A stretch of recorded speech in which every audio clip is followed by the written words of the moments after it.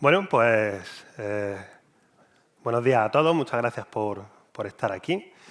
Os completo un poco la presentación que me ha hecho el compañero. Mi nombre es Javier Tallón. Ahora mismo ejerzo las labores de dirección técnica de JTSec Beyond IT Security, o JTSec, en lengua castellana. Y somos una empresa que nos dedicamos a la certificación de la ciberseguridad. Somos un laboratorio acreditado por el Centro Criptológico Nacional para la realización de evaluaciones Lince y tenemos sede tanto en Granada como en Madrid también. Ahí tenéis mi correo, mi Twitter, el Twitter de la empresa, por si queréis dejarnos alguna nota. Y bueno, yo en lo personal pues llevo más de 12 años trabajando en esto de seguridad IT, ciberseguridad ahora, lo cual es prácticamente toda mi carrera profesional. Y siempre me ha gustado el tema del cacharreo.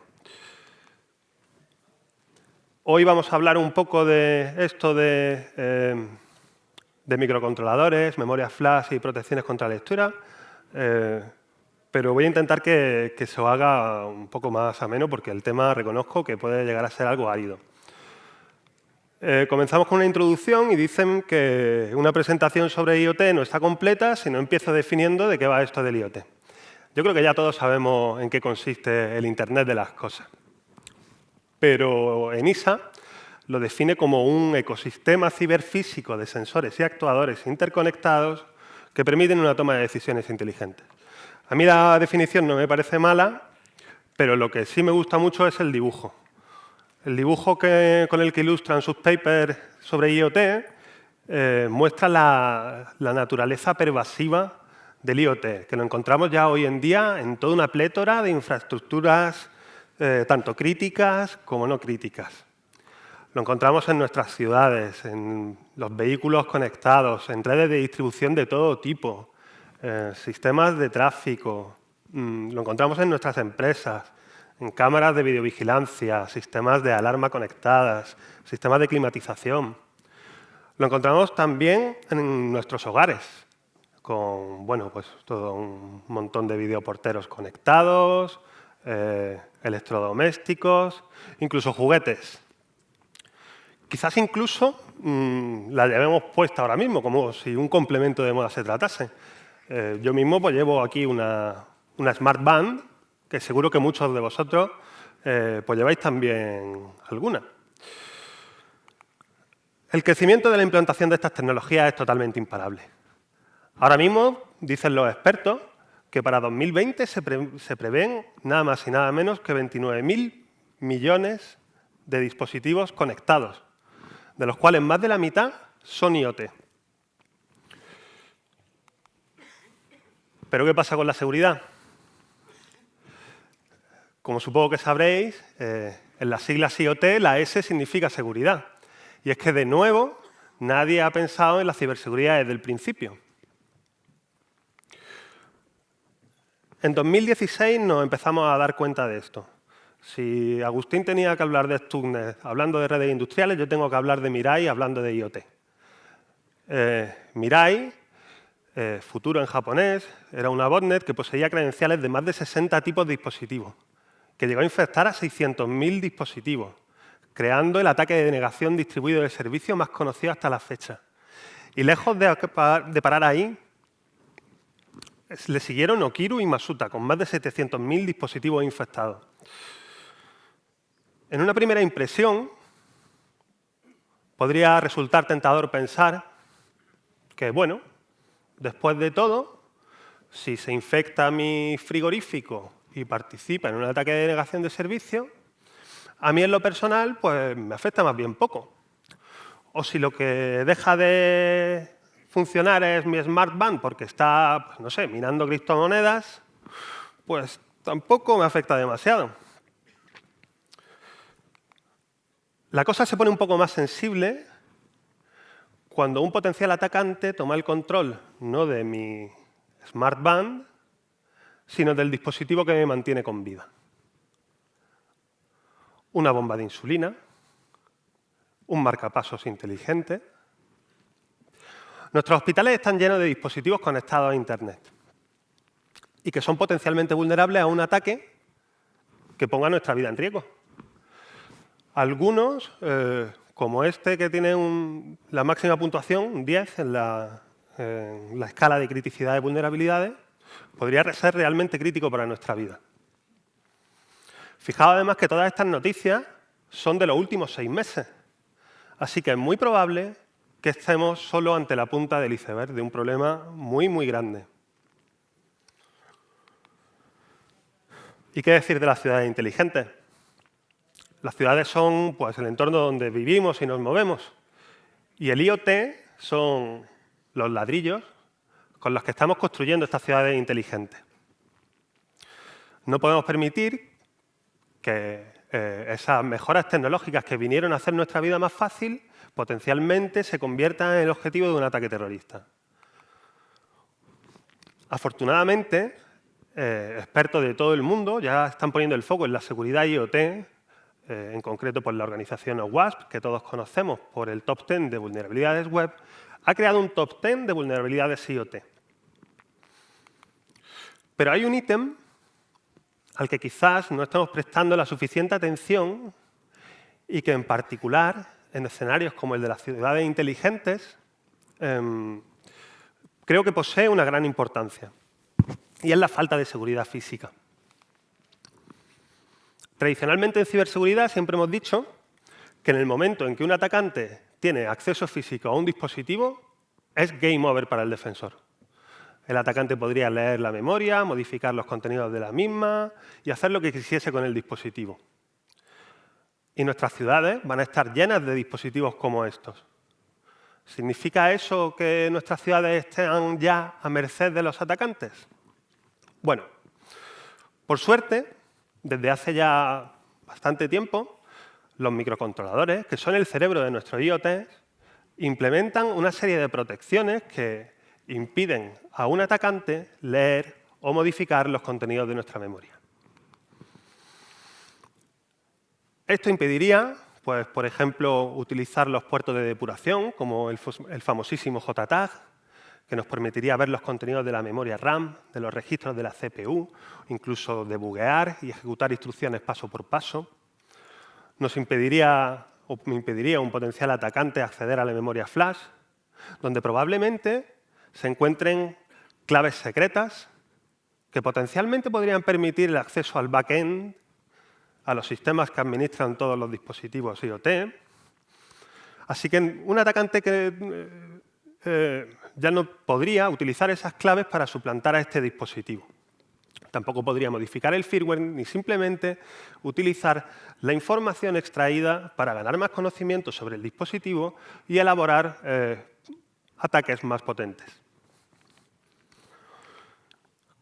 Por desgracia, como os podréis imaginar por el título de la charla, existen multitud de ataques que permiten acceder a los contenidos de la memoria a pesar de estas protecciones implementadas por los fabricantes. En este rato vamos a ver algunos de ellos. Voy a intentar ser breve y no entrar mucho en el detalle técnico, pero bueno. El primero, y probablemente el más extendido gracias a la popularidad de microcontroladores como el Nordic NRF51 o el STM32F0, afecta a toda la familia de microcontroladores basados en la arquitectura ARM Cortex-M0. Aquí el problema radica en que, aunque la memoria flash se encuentre protegida contra lectura, al intentar conectar con los puertos de depuración, un atacante podría tener acceso a los registros de la CPU. Existen ciertas instrucciones en el código que acceden a la memoria y cargan instrucciones en la CPU, y cargan contenido de la memoria en los registros de la CPU, como esas que están señaladas. Os voy a poner una demo que espero que funcione, parece que sí. Es la única demo que traigo, porque no da tiempo a mucho más, pero bueno. Como podéis ver ahí, si podéis ponerlo en grande para que se vea del todo, realización, no se puede acceder, o sea, en principio sí se puede acceder directamente a la lectura de la memoria. Cuando hace esa instrucción, habilita la protección contra la lectura. A partir de ahí, ya no es posible acceder directamente a la memoria.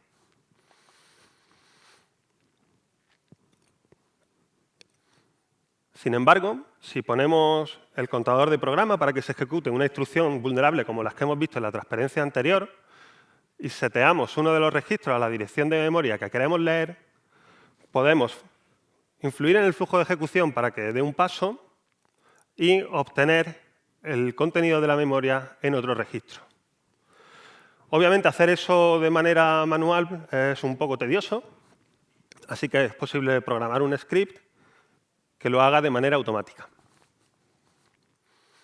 Cuando ejecutamos el script, pues se van obteniendo todos los contenidos de la memoria y en esta memoria, potencialmente, podríamos encontrar passwords que nos permitieran acceso al backend, por ejemplo.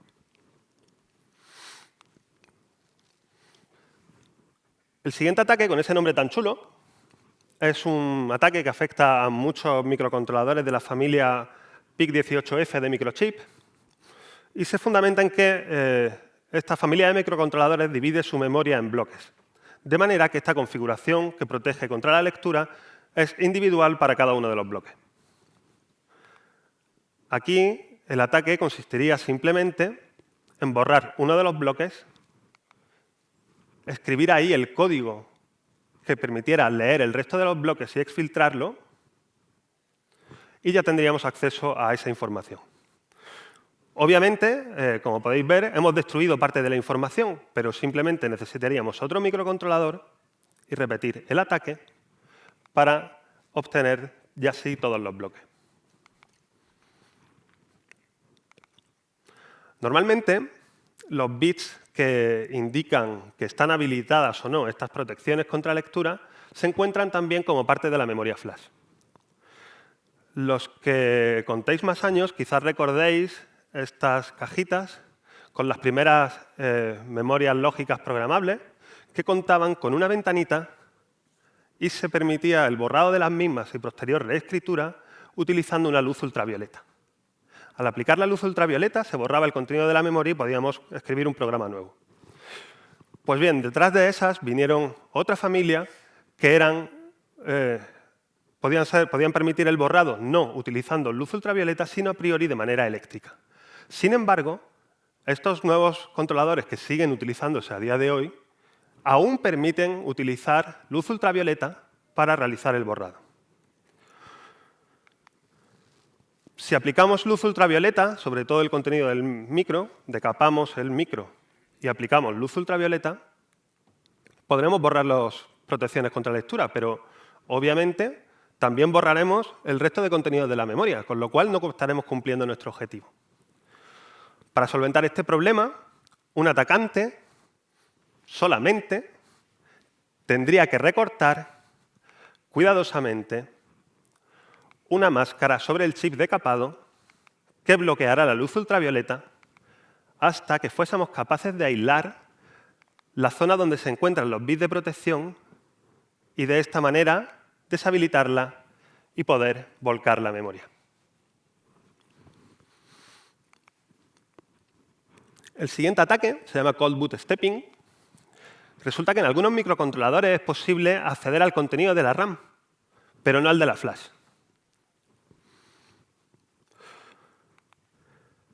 En estos microcontroladores, cuando se utiliza un mecanismo de comprobación de la integridad durante el arranque, un CRC o un hash que permita verificar la integridad de la flash, todos los bytes de la memoria flash tienen que pasar necesariamente por la memoria RAM para hacer este cálculo. De esta manera, el ataque consistiría en parar el sistema n veces, justo en el momento exacto en que cada uno de los bytes de la flash pasa por la memoria RAM, y así inferir todos los contenidos de la flash.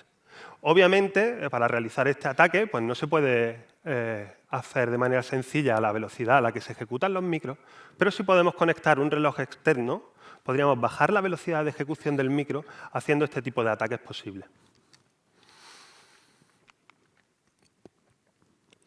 El siguiente ataque, Flash Lock Race, se da en casos, en algunos microcontroladores en los que, al intentar acceder a las interfaces de debug, no se nos permite ni el acceso a la RAM ni el acceso a la memoria flash. El atacante se conecta a la interfaz, intenta leer la memoria y no sabemos cómo ni por qué, porque no conocemos los detalles de la implementación, el microcontrolador nos deniega el acceso. Pues bien, resulta que en ciertos microcontroladores, al reducir al mínimo las instrucciones necesarias para realizar este protocolo de comunicación, a veces nos permite leer algunos bytes antes de que se produzca el bloqueo. El ataque, por tanto, consistiría en realizar una implementación mínima de las instrucciones para realizar el protocolo de debug, solicitar acceso a la memoria flash e intentar que esa condición de carrera juegue a nuestro favor. Si tenemos éxito, avanzamos a leer otra dirección de memoria. Si no tenemos éxito, pues simplemente tenemos que seguir intentándolo hasta que esa condición de carrera juegue a nuestro favor. Inyección de faltas. Bueno, la inyección de faltas, o que también se conoce como glitching, tradicionalmente ha sido un ataque que estaba solo al alcance de unos pocos, porque era necesario utilizar unas herramientas que costaban muchísimo dinero y un hardware pues, que requería unos conocimientos muy especializados. Hoy en día, sin embargo, existe hardware open source que por 500 euros pues, nos permite realizar este tipo de ataques, estando por tanto al alcance de una mayor cantidad de atacantes. Básicamente, el ataque consiste en inyectar un pulso en la señal de reloj de manera que el procesador salte una instrucción que el atacante desee. De esa manera, el atacante puede controlar el flujo de ejecución. Este tipo de ataques funciona mucho mejor en hardware que ejecuta software que no tiene sistema operativo. Podríamos llamar bare metal. También funciona muy bien en sistemas operativos de tiempo real. Pero hay una parte del código que normalmente va en todos los dispositivos IoT, que es el bootloader. El bootloader se ejecuta como un único proceso y, por lo tanto, permite fácilmente utilizar este tipo de ataques. Uno de los bootloaders más conocidos o más populares en IoT, que se encuentra en casi todos los dispositivos, se llama U-Boot, y su código o su proceso de arranque es más o menos tal y como vemos en esta imagen. El microcontrolador da paso al bootloader y el bootloader realiza ciertas tareas de inicialización de periféricos y luego llama una función que se llama main-loop. Esta función main-loop, por medio de autoboot command, tal y como vemos, será la encargada de dar el paso al sistema operativo que luego realmente se utilice. Pero resulta que cuando falla la función autoboot command, se da paso a otra función, clearloop, que lo que devuelve es una shell a través de la cual el desarrollador podría realizar ciertas labores de depuración y comprobar por qué ese arranque del sistema operativo no ha ido bien. Aquí tenemos exactamente el código y, como se puede observar, si hacemos que la función autoboot falle, pues tendríamos acceso a una shell. De esta manera, la inyección de faltas aquí consistiría en el momento exacto, introducir un pulso en la señal de reloj de manera que la función autoboot command falle y tengamos acceso a una shell que ya sí nos permitiría volcar el contenido de la memoria.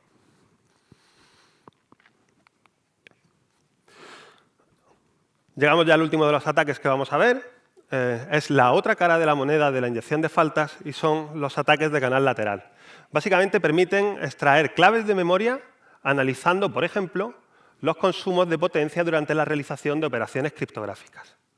De nuevo, ya existen herramientas que son de un coste bastante asequible y que permiten en algunas condiciones realizar este tipo de ataques a hardware IoT.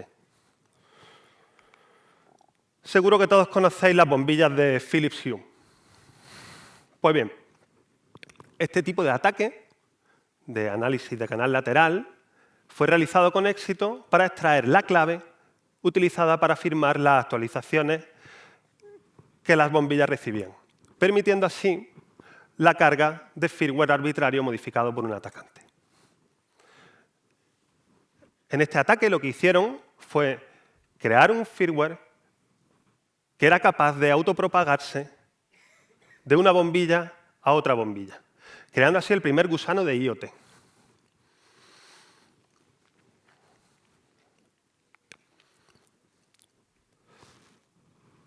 Por terminar, quisiera contaros un poco pues, qué conclusiones podemos extraer de todo esto. Como hemos visto, el paradigma del acceso físico cambia totalmente cuando estamos desplegando tecnología por todas nuestras ciudades y edificios.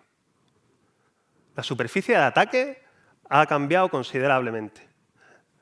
Ahora sí, los atacantes tienen acceso físico a nuestros dispositivos y no podemos permitir que eso suponga el fin del juego. Así que más que nunca tenemos que priorizar evitar la seguridad por oscuridad. Cuando diseñemos el firmware y diseñemos nuestro hardware, esto ya no es cosa de makers, requiere gente con conocimientos específicos en ciberseguridad, tendremos que asumir que más tarde o más temprano es probable que nuestras protecciones fallen. Así que deberíamos evitar, siempre que fuese posible, guardar parámetros de seguridad críticos. Y en caso de que fuese imprescindible, utilizar la tecnología adecuada para protegerlo. No podemos olvidar que esos secretos que tenemos, pues bien podrían ser las claves de la VPN de nuestro sistema IoT y que potencialmente podrían permitir el acceso al backend. O tal y como hemos visto en el ejemplo de las bombillas de Philips, propagarse de manera automática a otros dispositivos de la red en redes de corto alcance. Afortunadamente, como hemos visto, la industria ya está al tanto y se están poniendo medidas. En primer lugar, por supuesto, identificando cuáles son los principales problemas del IoT, con el trabajo, por ejemplo, de OWASP, entre los que, por supuesto, pues, se encuentra la ausencia de medidas de protección física. ENISA, por su parte, publicó hace ya algún tiempo unas recomendaciones de seguridad mínimas que contemplan el uso de orígenes de confianza inmutables basados en hardware. Y además, recientemente, ha publicado un documento de buenas prácticas para integrar la seguridad en el ciclo de vida en desarrollos IoT. Y también aquí contempla el uso de hardware que tenga esas capacidades para proteger nuestros secretos de manera adecuada. Por su parte, el Instituto Europeo de Estándares de Telecomunicación ya está creando estándares de ciberseguridad para IoT que ya están convirtiéndose en estándares ISO y que probablemente sirvan de base para la creación del nuevo esquema de certificación bajo el framework del Cybersecurity Act.